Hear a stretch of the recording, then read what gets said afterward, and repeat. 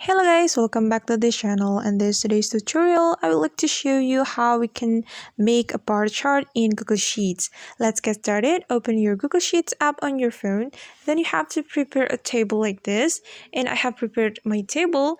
And what we're going to do next is just selecting the column on the table like this. I'm gonna make a chart from this column, and then after I select my column, we have to click on this plus button. And then I'll click on chart option right here.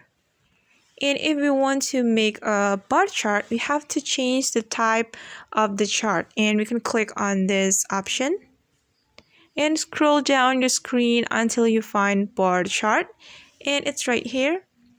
There are two options for you, and you can choose that you like.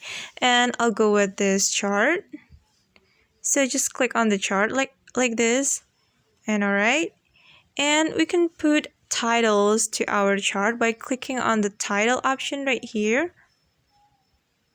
Alright, and we can put horizontal axis title or left vertical axis title. We can choose it by clicking on this option. For example, I'm going to put chart title right here. Alright, and then we can put our axis title like this, and for the left vertical axis title.